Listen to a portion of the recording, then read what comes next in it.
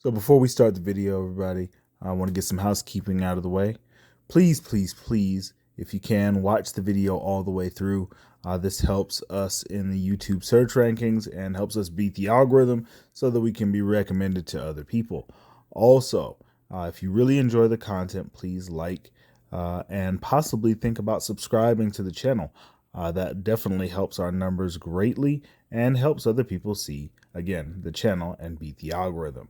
So just remember this. And again, thank you everybody for clicking on the video and thank you for watching. Let's get into it. So we are finally at Superman and Lois season 2 and episode 1.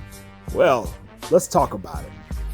So Superman and Lois episode 1 of season 2 picks up exactly where we left off season 1. We see John Irons' daughter Natalie get dropped from her pod to a strange new world or a new dimension that she is not familiar with, aside from the fact that Lois, who is her mother in their universe, is in this universe, but obviously not her mother. And so we were really grappling with that like the most of the episode.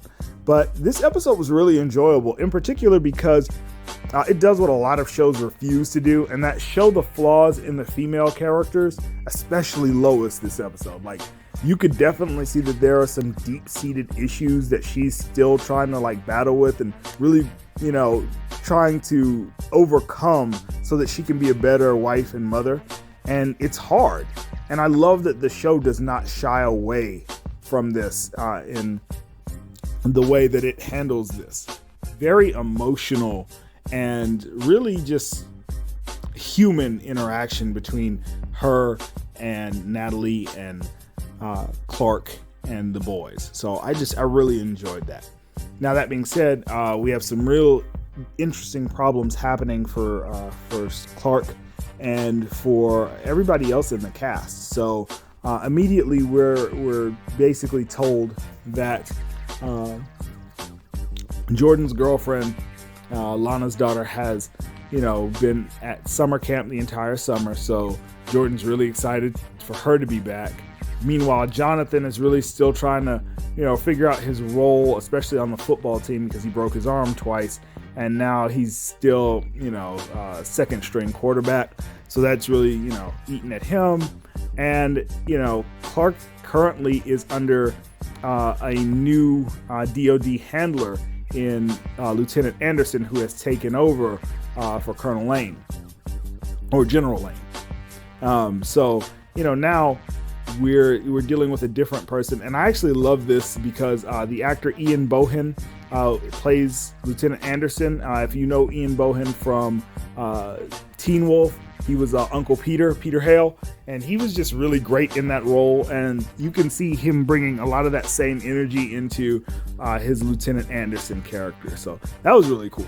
Other than that, we're really just catching up with all the characters and seeing what the situation in Smallville is now, because Lana is backing a new mayoral candidate to replace the corrupt current mayor. So, after the events of Morgan Edge, people are still a little bit distrustful of each other, but for the most part, they're trying to pick up the pieces. John Henry Irons is really trying to get reacclimated with his daughter and just, reacquainted with that relationship, especially with her having a very raw and real reaction to seeing Superman in this world being hailed as a hero when he is a villain in their particular universe. So, I thought that was really interesting. Just him trying to deal with that and really be a dad.